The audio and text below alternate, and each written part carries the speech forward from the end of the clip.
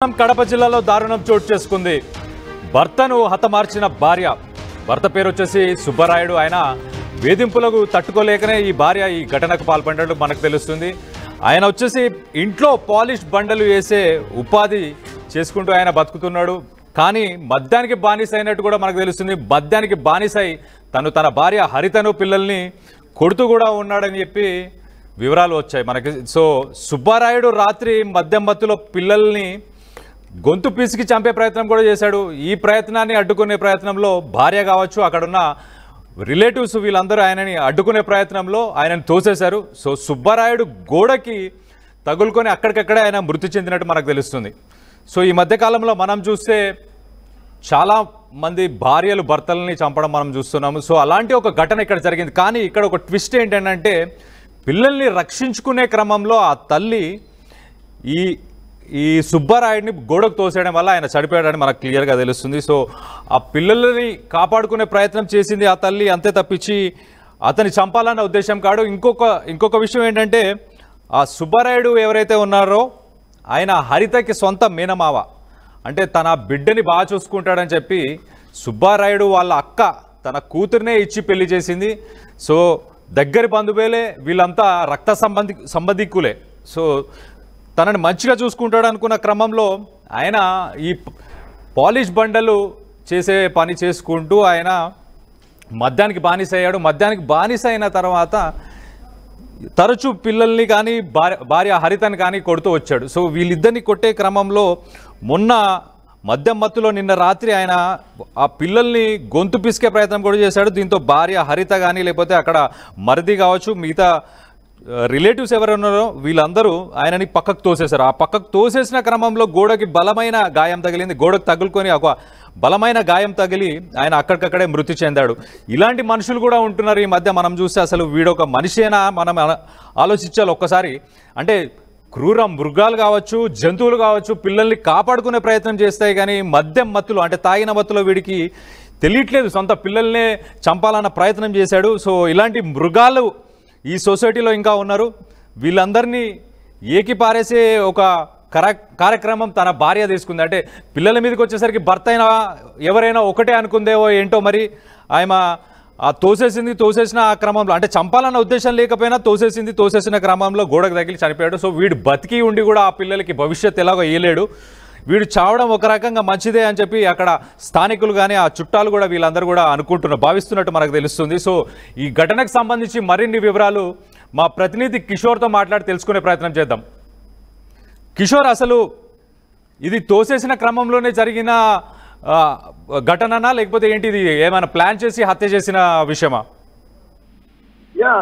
కళ్యాణ్, ఏదైతే కడప జిల్లాలో కడప నగరంలో దారుణమైనటువంటి ఘటన చేస్తుంది.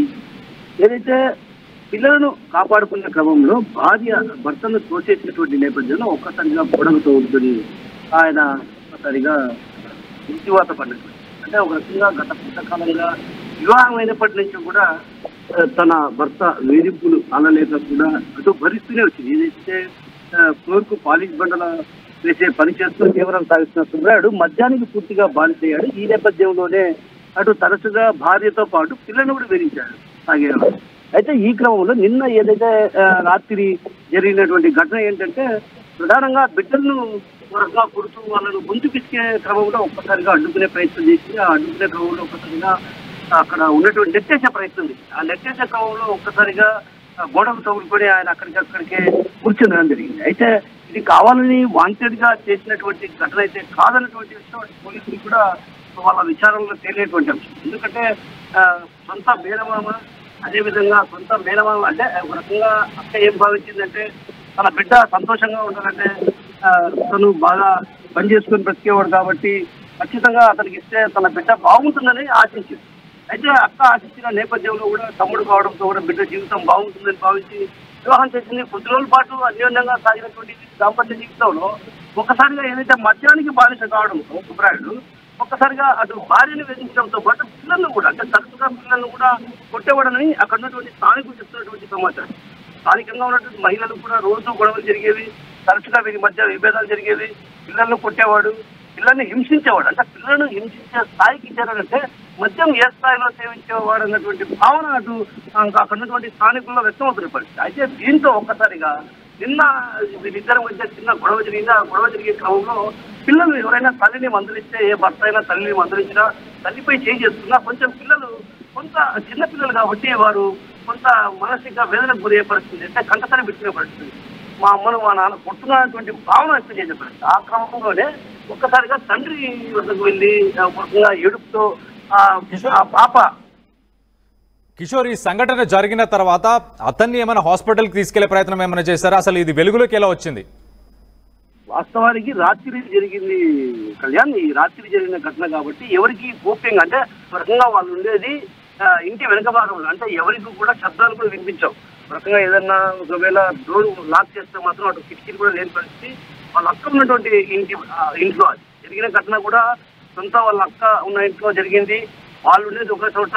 ఆ తర్వాత వాళ్ళ అక్క ఇంట్లోకి వెళ్ళాడు. ఏదైతే ఇతను మద్యం సేవించి వేధింపులకు గురి చేస్తున్న క్రమంలో ఒక్కసారిగా తన తల్లికి రోజు ఈ బాధ భరించలేకున్నాను, నేను చనిపోవడమే మేలైనటువంటి విషయాన్ని కూడా తల్లికి చెప్పే క్రమంలో కూడా తల్లి ఇంటికి వెళ్ళింది. అయితే తల్లి ఇంటికి వద్దకు వెళ్ళినా కూడా అక్కడ కూడా వెళ్ళి ఒక రకంగా మద్యం సేవించిన మత్తులో ఆయన వేధించసాగాడు. ఆ పిల్లలను కూడా కొంచెం కుట్టే ప్రయత్నం, అదేవిధంగా గొంతు పిచ్చి హత్యాయత్నం చేసే ప్రయత్నం చేశాడు. ఆ ప్రయత్నం చేసిన క్రమంలో కూడా అక్కడ ఉన్నటువంటి వాళ్ళ మరిది కావచ్చు, ఆమె ఇద్దరు కలిసి నెట్టేసే ప్రయత్నంలో ఒక్కసారిగా గొడవ తోలుకొని చనిపోవడం జరిగింది. అయితే ఈ వ్యవహారం అంతా కూడా ప్రధానంగా గత కొంతకాలంగా వేధింపులకు గురి చేస్తున్నా కూడా అతను భరిస్తూ వచ్చింది. ఏదైతే భర్త, అదేవిధంగా మేనమామ కావడంతో కూడా ఖచ్చితంగా మనం, ఎందుకంటే మా అమ్మ పేరు నిలబెట్టాలన్నటువంటి ఉద్దేశంతో తల్లి పేరు నిలబెట్టే ప్రయత్నం చేసింది. సో మనం చూస్తే సొంత మేనమామనే అని చెప్పి మనకు తెలుస్తుంది. ఈయన బండల్ పాలిష్ చేసుకునే ఒక పని చేసుకుంటూ జీవనాన్ని గడుపుతున్నాడు. కానీ మద్యానికి బానిసై సొంత పిల్లల్నే, అంటే తన సొంత పిల్లల్నే చంపే ప్రయత్నం చేశాడు.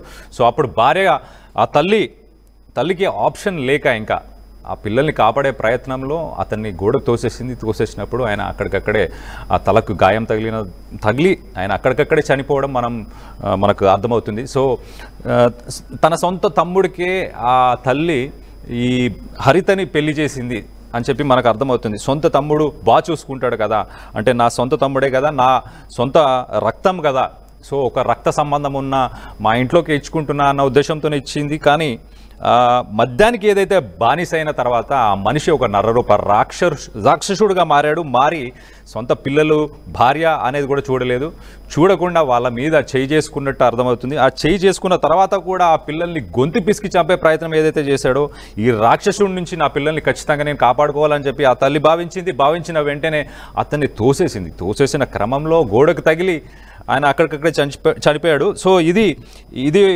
హత్యకి దారి తీసింది. కానీ అసలు ఇది ప్లాన్డ్ మర్డర్ అని మనం చెప్పకూడదు, ఒక ఆత్మరక్షణ లాగానే మనం భావించాలి.